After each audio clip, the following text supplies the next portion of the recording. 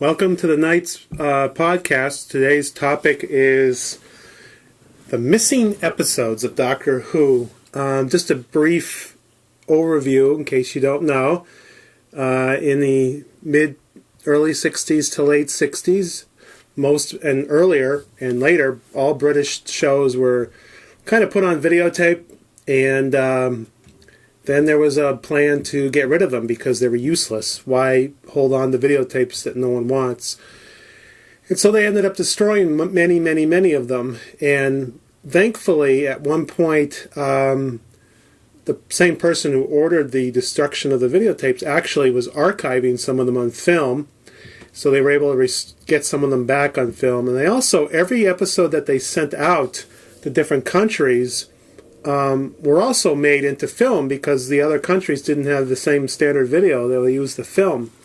So they were able to recover quite a bit of the episodes back, but they were still missing about 150 or so. And over the course of the 80s into the 90s, they've been finding little bits and pieces of them. And they found a whole story, Tomb of the Cybermen. And then this year, a rumor came out earlier in the year that potentially 90 or more episodes were found. A guy named Philip Morris, back in 2005, decided to go on a quest to look for episodes that had been sent out to like Africa and stuff like that.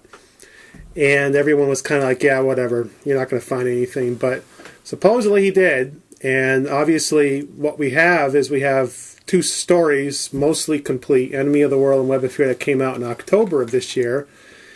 And everyone's kind of, not everyone, but a lot of people are thinking, well, if that's the case, is it possible that this rumor of 90 is true? And other people are saying, no, more than likely this is it. He may find more because he's still searching. The problem is it's been over a month and there's no word from anyone. Restoration team says they're not working on anything. So right now we're looking at, is more coming? And I think for the first time in years, I think people are more positive that we might be getting some more stuff back, whether it's 90 or 44 or maybe a couple. So I guess the first thing we could talk about, I'm here with Jeff Zyra and I'm Ken Parker, and we are both fans, American fans, who grew up watching, or we didn't grow up watching Doctor Who. We discovered Doctor Who when the show was airing over here on PBS. Mm-hmm. Tom Baker, Peter Davison, and then later on Colin Baker, and then we started watching like Pertwee and Troughton and whatever they had of Hartnell. Yeah. So we never saw any of these episodes that are missing. We have maybe read the books, maybe we've watched reconstructions, or and obviously there's been some DVD releases with the animations. So, or listened to the audio clips, because even though the episodes were destroyed, a lot of these episodes, or most of them, were audio recorded, and the audio recordings survive. And they're all out on CD. Yeah. And there was also a lot of the episodes, pictures were taken off the TV screen for BBC reasons, to keep continuity and stuff, or just keep track of how the episode is being broadcast. But mainly continuity. Yeah, and those telesnaps were used for reconstruction, and so that's it. Other than that, these episodes have never been seen by us, so we're talking about these missing episodes in a different perspective from maybe someone from England. And I think the vast majority of Doctor Who fans have not seen these episodes. I mean, when you talk to people on the forums, it sounds like everyone's seen these episodes when they were kids. I seriously doubt that the number is really that high, because there's so many fans that have become fans since Jon Pertwee, Tom Baker especially, and of course the new series. Of course, maybe some new series fans don't even care, but so anyways, I guess one of the first things we could talk about is what we thought of when we heard the early rumors that something had been found. And well, I was under the when I heard the rumor, I was like hopeful and fingers crossed, but also was believe it when I see it. Because you've had rumors before and nothing's happened. Yeah, there's been probably more rumors than there have been finds over the years. And who knows? This has been a weird rumor because, you think about it. It's the 50th anniversary, and all of a sudden 90 episodes pop up. Weird. And you kind of think about that for a second, and you go, no way. What are the chances? And then conspiracies start coming out. It's like, well, maybe they had them all along, and they decided to wait until the 50th. But the point of the matter is, it seems kind of odd that, I'm not saying that Philip Morris's search for these episodes actually has been very easy. If it was 90, it's like, wow, why couldn't have been found earlier? But anyways, so the rumor came out, and I think my opinion of it was, obviously, like you said, hopeful, but I just thought, what are the chances? And then I thought about it. I said, fantasize. Imagine, because it's hard for people, if you're a Doctor Who fan, you know what this is like. Imagine Star Trek, the original Star Trek, and not able to see Balance of Terror or Man Trap because those episodes were missing. Or the first appearance of Khan, Yeah. the Space Seed, because CBS decided to chuck him away. Yeah. I guess it started with, on a Sunday, when, was it the Mirror that posted an article saying that all 106 episodes had been found? It was something like that. It was, and the Mirror is a tabloid, make stuff up rag, which is very rarely right, but later on they kind of broke the story about Enemy of the World and the Web of Fear. Yeah, that same day, Radio Times confirmed that there was something. And that was the point for me where my thinking that maybe I was 70% sure that something had been found, or 60%. Right at that point, I said, okay, it's got to be true. Why would Radio Times say it? And then, of course, a couple days later, the BBC said, here's what's going to happen. We're going to have a day of a reveal, and then at midnight on Thursday night, or midnight, reveal the what's going on. And so that was fact.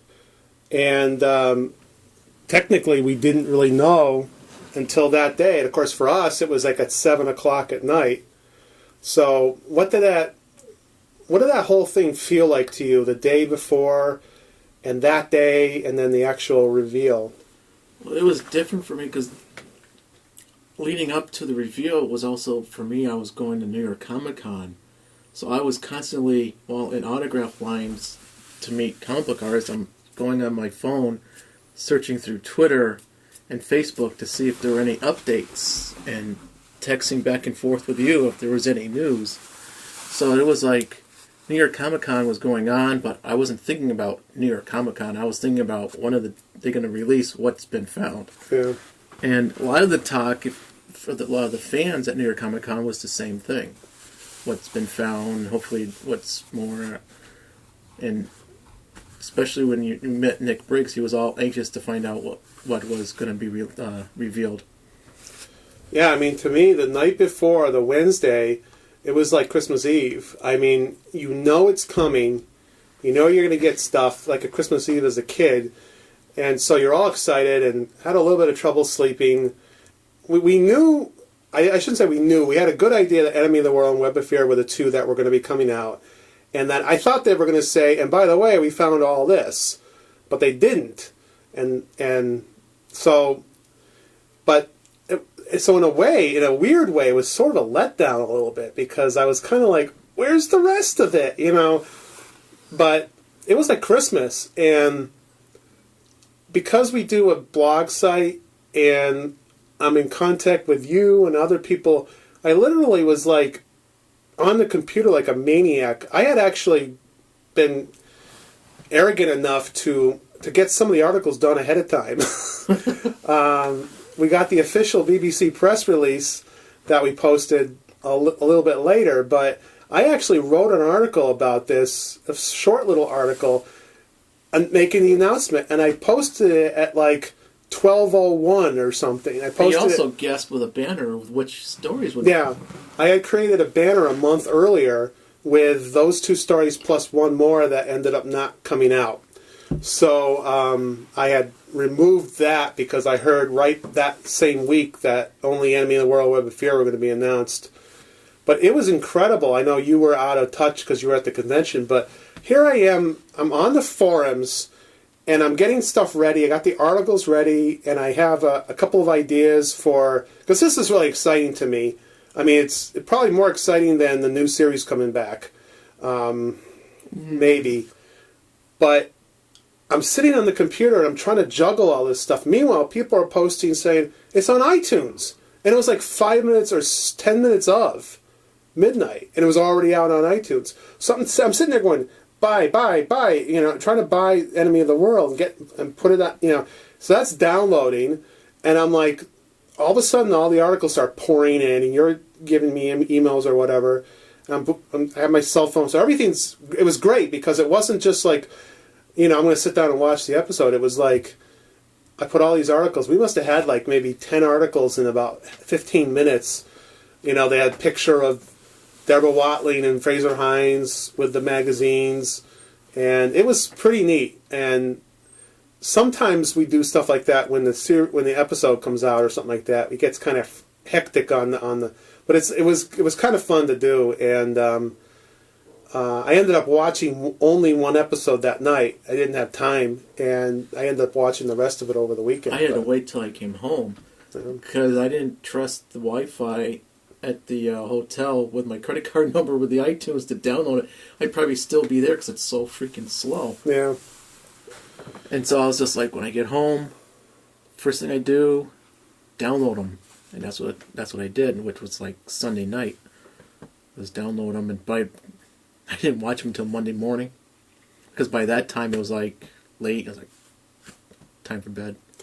So, what did you think about how the BBC did this?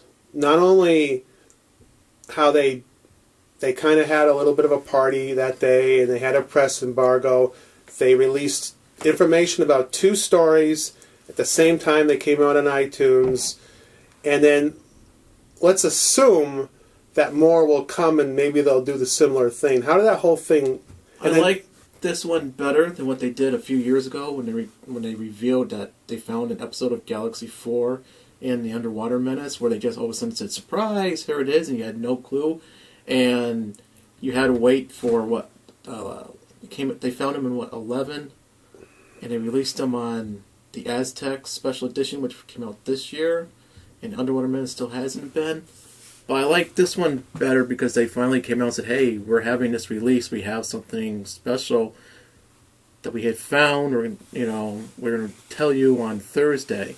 I think that worked a little bit better because you knew something was up. It wasn't like you didn't like turn on the computer and like, surprise, we found this. At least you can build up the excitement. You're like, oh boy, what did they find? But so it was a lot better than what they did a few years ago with those other 2 episodes. Yeah, and then previously when stuff was found, like Tomb of the Cybermen or whatever, I don't know about you, but the first time I saw Tomb of the Cybermen was at a convention. It made its rounds there, and my guess is it had come out in England on videotape.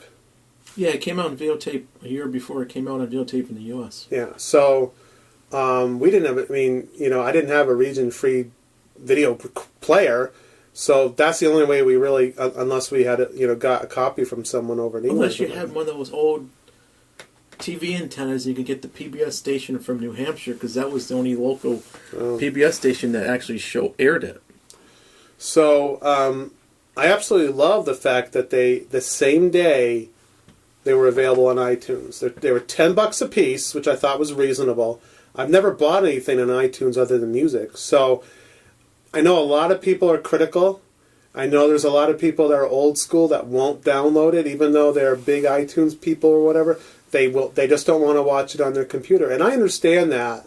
And I understand the criticism, but these are episodes that I didn't think we were ever going to watch. And I just don't have the patience to say, okay, well, when it comes out in the DVD in America, which has yet to be announced, maybe in a year or two, then I'll go ahead and watch it. I just can't do that. This technology today is all about instant gratification. It's And if the money goes to the BBC to help pay for future releases, then I'm all for it. yeah. I mean, if they did it again, iTunes, DVD, I'd probably do both, just because I want to see it and then want to have it in my collection. Yeah, and then of course a month. The iTunes are released, and they made an announcement that Enemy of the World is coming out at the end of November. Next week, actually. Yeah, and Web of Fear is coming out in a couple months. So, so that's not that bad either. Even if you don't go after iTunes, like if someone said they were, I'll wait for the DVD, that's great, because the DVD will be Vidfire, because it's not Vidfire on there, on the computer. It doesn't come out, or they didn't do it for that. And it'll be better quality. And of course, in theory, it would have a lot of extras on it, but apparently the DVD for Enemy of the World, or not apparently, it is going to be just nothing. Just the episode, no extras. Maybe the trailer for Web of Fear is on it. So that's a little disappointing. And I ordered the British DVD, but I probably, if they start doing this on a regular basis, I probably won't keep doing that, because I can't triple dip. I can't buy iTunes, a bare bones DVD, and then maybe down the line a special edition with all the extras. I would get the iTunes one, and I would get the DVD, but I wouldn't buy a special edition. I mean, I'm not buying the special editions now of like Caves of Androzani or the Aztecs or whatever they're coming out with. Well, when I say special edition, I know, because they would have all the extras, they'd have all the extras, commentaries. That stuff I love. I'm not a big extras person. Okay. I want the story. Yeah, that's fine. And I know a lot of people who are like that. For me, it's kind of, some of these stories I've watched a billion times. So I just, for me, and some of them aren't that good. So for me to sit down and watch Time in Irani, I think I'll have to watch it with commentary just to get something but new also, out of it. how many times can they rehash the same old extras? Well, Let's talk to Fraser Hines and Deborah Watley and talk about Patrick Troughton, which they've done on all the other. It's almost going to be a rehash. It's like going to a convention and you've seen Fraser Hines 5 times and you're hearing the same stories. It's the same almost with some of the extras. You're hearing the same stories. I mean, I just heard the same stories on the 10th Planet extras. Or the, it was on the 10th Planet because they had one with Fraser Hines, Mark Strickson, and Peter Purvis. They're all telling the same stories that you've heard a million times. But well, you make a really good point, because they kind of, if you look at let me say two things. First off, you look at the DVDs, and I'm not as up on the DVDs as you are, because I have gaps in my collection, but they've kind of done everything, and they were kind of planning on the run ending this year, so they probably, everything that they wanted to do, they've probably covered. And not to be morbid, but a lot of these people, there's not many people left. Yeah, a lot of them are passing away. So how much more can you squeeze out of the extras? I mean, if they make a Web of Fear extra, or DVD with extras and stuff, obviously you still have a couple of people that can do commentary, and I think that would be great to see that. But what do you do for extras? I mean, you could do, there's a documentary planned about the finding of these missing episodes. Great. That would be good. I mean, because... But that's one... An interview with Philip Morris. Yeah. But there's only so much you could do with that. So a steel cage fight with Philip Morris and Ian Levine. The making of... They always have a special that's like a 30-minute or 40-minute making of. And the photo gallery and the production notes and the trailer. But there's... And all the little stuff that they have, like the Blue Peters and the interviews and stuff like that, they must be running out of that stuff. They must have used a lot of it. Because some of those stuff from the 60s, the Blue Peter stuff is probably gone. Yeah. But it seems like every time I open up a DVD, there's a Blue Peter on it. And there must be, there's a lot of Doctor Who stuff. I mean, the highlight of the 10th Planet one was the found Hartnell interview. Yeah. And all the rest of ones older. Anarchy Wells saying the same stuff that she said on the War Machines about William Hartnell. And it's just rehashed over and over and over again. But remember Doctor Who magazine in 2003 and 4, before the announcement of the new series? I was buying it for the comic strip. Yeah, but I mean, I was buying it for the comic strip and the reviews on the new books that were coming out. yeah, Very often I would read the interviews because, how many times can you read the same interview with Janet Fielding? yeah. But there is a limit to it, and now that's changed with the magazine because there's a new series. I actually like some of the things that they've done where they actually have mixed together, like there was one art, you mentioned 10th Planet, where there was a special about the Companions. I don't know if you've seen it yet, but it's called Companions Peace, and it has a bunch of things about Companions. Yeah, I and saw that one. Rory's, Arthur Darvill, and a bunch of classic people are in it, and it kind of, and then it's also interesting because the commentaries over the last several years, or back in 2005 or so, the commentaries started talking about the new show. Like, Peter Davison, have you watched it? Yeah, I just watched. I think it would be interesting to see Fraser Hines and Deborah Watling do a commentary of The Enemy of the World with Matt Smith, watching it, the three of them watching it together. Yeah. And do The Web of Fear with Peter Capaldi or David Tennant or something like that. Or Yeah. Or Jenna Coleman or something like that. Yeah. To sit there with one of the newer people and watching it. It's like as if she's watching it for the first time too. Yeah. And she can comment and he goes, well, how would you do this in your day? And they get all like, oh, that would be kind of interesting. Yeah. But anyway, we're drifting apart from the main thing. We're I forgot supposed to where are we? What are we here for? missing episodes. Well, and so I guess a lot of people are complaining about the DVD release, but again, a couple of months ago we didn't have this story, so. They shouldn't be complaining about it. They've been missing for 47 years. So, what do you think of the 2 episodes? Quick review of each one. I loved both of them. I thought they were great. I liked Enemy a little bit more than Webb because you get to really see different aspects of Patrick Troughton. You always known him as this character actor, this comedian guy, as the Doctor, but you actually see him being a serious, character, being, the bad guy, Selmer, being evil and conniving and manipulative, especially when he gets down to the people who are underground who think there's a war going on. And Web of Fear is just like a fan fest. You had the creature, and you run away from the creature, try to stop, the Yeti. I think I might have liked it better if they had episode 3 and you actually saw the first appearance of Lethbridge Stewart instead of just a picture. Yeah. But hopefully that's found in there or animated or something for the February release. You would have thought they would release both of them in 2 weeks.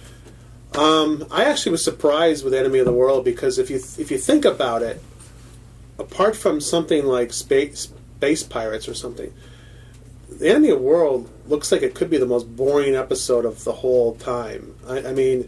Just because it doesn't have monsters and stuff like that, but maybe that's the reason why I liked it so much. And the first episode was such a, I didn't know any of that. I think I had read the book, but it had been so long. And It's been so long I forgot that the Doctor actually goes into the ocean. Yeah. He's wearing like long john underwear there, and he's just out into the ocean swimming. Yeah.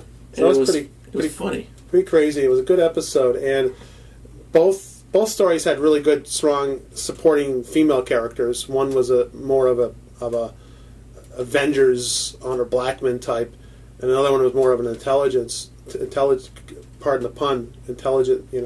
But one thing that really got me in The Enemy of the World, and you mentioned Patrick Troughton playing 2 different parts. At the end, when Salamander walks into the TARDIS, it is so menacing because he's not. It's a contrast for the new series, and here's my staple bashing of the new series, but I'm trying to compliment the old. He walks into the TARDIS, and he's just kind of staring around. He's stunned because he just barely survived the explosion or avalanche or whatever. The avalanche down in the... And he's in there, and he's just like... in awe. But he's also like really like, oh yeah, and he's starting to plan it out, okay, and so if that had been made today, the bad guy played by Matt Smith, the duplicate or whatever, would have gone in and would have gone, he would have gone crazy. He would have been like, I'm the doctor, because there's a lot more energy in the new show. Everyone is on, like the Master is always, hyped on drugs or something. He's like, he always has to have that live energy, and that's great. But that's annoying when everyone has that energy. But Patrick Troughton came in and just had that subtle, it was really menacing, and it's like, boy, that he propels up to one of the best villains that they've ever had, especially with that scene, because it's so unnerving to have him go in there and just kind of, he didn't say, I got you now, curses, then there were classic villains that did that too, but that was really good, and that surprised me. Web of Fear, I felt like, I know this was before Invasion, but I felt like I was watching the Invasion again, and it was just like the same thing over and over again, and I don't know why. I mean, maybe because Invasion was originally supposed to have the Yeti in it. Yeah, and it would have been like the same. It would be too close. It'd been the same thing. But so I wasn't let down by it really, but I just again I was a little perturbed because I thought the third episode was back, and the fact that it wasn't included. But episode 4. Yeah, that was the gem of the whole series, where Lethbridge Stewart's up on the top and they're fighting the Yeti. The Yeti walking on, Patrick Troughton attacks one from behind, one in the electronics shop, and he's trying to fight it off. Like that whole episode 4 was like one whole big battle episode. And even though I love Invasion, and so maybe I was being a little too hard on it, but it was really good. Well, we had unfortunately saw Invasion first. Yeah. And but it was still really good, and it was a good adventure and stuff. And I agree. If the third episode ever gets returned, I think I'll enjoy it a little more. Personally, yeah, they might. I just don't understand why, unless there's a problem with it. Well, my theory is that they rushed Enemy of the World and the Web of Fear out for release because a lot of people on social networks were making a big stink that they had to do something to quiet them up. Yeah. Well, they wanted something out for the 50th, and I mean, right when that happened, it was kind of like, to me, I had written an article a few months earlier called, our Doctor Who fans spoiled, and I had been hearing that people weren't really happy with what was going on this year with Doctor Who, and they've sort of righted that ship with a lot of things. I mean, people are now getting jazzed up. There's the docudrama, there's some repeats. Mr. Paul McGann return there. Well, yeah, that was big. That was a surprise. And so I think they're certainly doing their best to make it a really memorable. And the returns of these episodes, to me, made it. I mean, I'm already, it doesn't matter what else comes out. The rest of it's all frosting, basically, And this was great. And so, talking about what else is out there, I did an article for our Knights blog about, and I did some research, and it was really weird to find. I did finding out what episodes were sent out to foreign countries, and the numbers really are upsetting because, Marco Polo was the one that was sent out to the most, almost 20 different countries or something like that. And there's nothing of it that survives. Yeah. But Dalek Master Plan, which was only sent out to one country and they never used it, has 3 episodes. So it's... And a couple of clips. Yeah. So it's really hard to sit there and say that it's all based on that. Well, but Power of the Daleks, only 4 countries. Well, Philip Morris said, even though they were sold to 4 countries, they also had something they call the bicycle trail or something like that, where that station would give it to somebody else, and and there's a trail, and that's how he said he found the Enemy of the World and Web of Fear. He followed the bicycle trail, because he found those in Africa, but they were sold to somewhere in the Orient, like the Philippines or Hong Kong or something like that. And they made their way to Africa. He said he says he follows. He said the BBC would call up those stations and say, "Hey, do you have this, this, and this?" And they would say, they would do a look over their shoulder and go, "No." Yeah. So he actually physically went down there, and that's how he found supposedly all of these. Yeah. And so that's great. And you know, the latest rumor is Dalek Master Plan. A bunch of them have been found, and like the last 2 episodes, right? Yeah, and it might be, you know, they're trying to maybe salvage them. Who knows if these rumors are true? I hope they are. Those are kind of disconnected to the other main rumor. I mean, you know, we've heard anywhere from 9 to 106. So we mentioned 90 episodes of Doctor Who. There were thousands of cans supposedly found, so there's a lot of other stuff that could be out there. Doomwatch and A is for Andromeda and Dad's Army and stuff like that. So the first couple of seasons of Avengers. Maybe. So it's really, who knows what's going on.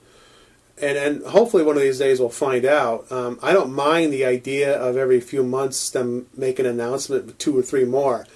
I would just like them to come out and say, "This is what we have." That would be better, but I can deal with this. It's just that now we're at this point where we're right in the middle. The only thing that's been pretty positive is the BBC hasn't come out and denied or said that there is anything. Yeah, I mean, everyone's really hopeful. I mean, even the restoration team people, you know, take it what you want. They're saying, "Oh, we think there's more, but we just don't have our hands on them yet." And Philip Morris says, "Yeah, I hope there's more." And everyone's saying, in his interview, he just kept saying, "Oh, you know, stay tuned, stay tuned," which leads me to believe he's got like a whole stack at his office. No, we're just making this up. This is really speculation, all hearsay, really, but an opinion. So they find 3 more stories. What 3 would you want them to find? Complete stories, or episodes that complete a story. The 2 Troughton Dalek stories, Power and Evil of the Daleks. Mm-hmm. Incomplete stories. Let's see, what would be? Well, those would be 2 right there. There'd be 2, so I need 1 more. I always say, Space Pirates. Well, yeah, I would like the Space Pirates. I mean, I would like them all found. Well, yeah. But right on the next 3, or no, let's do a Hartnell. How about the Celestial Toymaker? Mm-hmm. That one always seemed kind of interesting because you always seen the colored pictures of it, and it could be boring as hell. But Hartnell's like hardly in it, but it might be a fun one to watch. Yeah. My gut, those are good choices. My gut instinct, part of me would be like, well, definitely Dalek Master Plan, because that's the one which is least likely to be found. Because again, the whole thing, Mission to the Unknown and Dalek Master Plan were only sent out, and not completely sent out, to Australia, and Australia decided not to air it because it was too violent. Yeah, and they had that's where they found a lot of the clips from because of the censored clips. So BBC had it and supposedly destroyed everything. Now again, we still have 3 episodes from that. So wait a minute, you know. And they found 2 of them not that long ago. Yeah, within the last 10 years or 20 years, maybe. Yeah, well, 2 of them they had for a while, and 1 was found. I don't remember the numbers. 5 and 10 they had for a while, and 2 they found 2 more because that was one of the big reasons for the missing years, the DVD thing. Oh, lost years, or lost okay. in time. Yeah, lost in time. Okay, so and then episode number 7 is the one that everyone sort of says cannot exist because The Feast of Stephen? Yeah, because that was never sent out to anywhere. It was just kept in the BBC.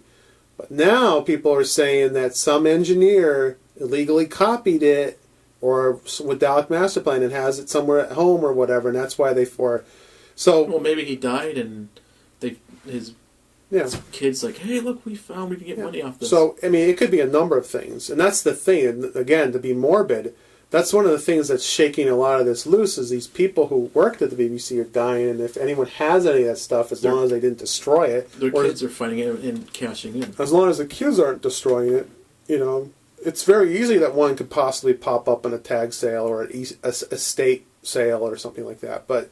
What would be your other 2? You said Master Plan. Well, my gut instinct would be to say that one, because it's also the longest. We get the most out of it. But personally, I would want... definitely Evil of the Daleks. I'd have to go with Power because it's Troughton's first. And the one that keeps haunting me, and I guess Fury from the Deep. I love to see that one too. Yeah, I really want to see that. And my guilty pleasure is Macroterror. I want to see that too. But it's one of the only ones... Faceless ones too, I love to see. Yeah, the only... Macroterror is one of the only Doctor Who stories that I actually listened to the audio. The rest... Well, I listened to Evil and Power, but Macroterror I really liked on the audio. You know, I remember that one too, liking it a lot. It was like a holiday camp or something like that. This event coming up in December, you would think that if they would show one thing that... It's just weird. I mean, why... You know, BFI has been possible... that they're working on some or something. It could be possible that there's another Philip Morris who found some stuff too. There could be more than just one person that went out and found stuff. I thought you meant another person named Philip Morris. No, someone like him, you know, like Philip Morris. Like you heard it here first. Like Ian Levine, you know, went out. Well, and that's what they're saying now. The latest rumors are that some of this stuff, like Dalek Master Plan, is not Philip Morris, it's someone else. And that supports something that was said way back when, where somebody was saying, this stuff's coming from different directions. It's not coming from one direction. Well, if they found Dalek Master Plan, then watch out Soul Stone Network, because that's Ian Levine's favorite story of all time. He's just going to have a meltdown and just be ecstatic. Yeah, I mean, I've heard 11 and 12, and I've also heard, associated with 11 and 12 and some other episodes, that not all these episodes are in really good shape. And there might take magic. Is it something to like try a to, steaming process or something? Yeah, there might take some magic to repair some of these episodes. So, and that might be coming down to the whole: why are they releasing 2 on iTunes and then later on DVD? Are they trying to raise money to pay for the restoration of the rest of them? Good possibility. I mean obviously these 2 shows did incredible on iTunes. They were tops in the charts in England and the United States and elsewhere. Proof is there that the fans they want it. Of course, the downside of that is, everyone's buying them on iTunes, so now we don't have to worry about DVD release. I mean, but they can get tons of money off the DVDs. So I don't know what the point of this was, but it's just basically going over. We didn't go over any details of rumors. Some people on YouTube have the whole schedule for next year, and who knows if that's true, but it's just a couple of opinions on what we think about missing episodes and what we want to see, and hopefully maybe down the line we will have some more of these where we actually start talking about other episodes and like Marco Polo and say, hey, the Massacre. So it'd be great to be having one of these podcasts where we're talking about, with the 10 or 15 that are left, which one would you rather see the most and stuff like that. But so that's it. Thanks for listening.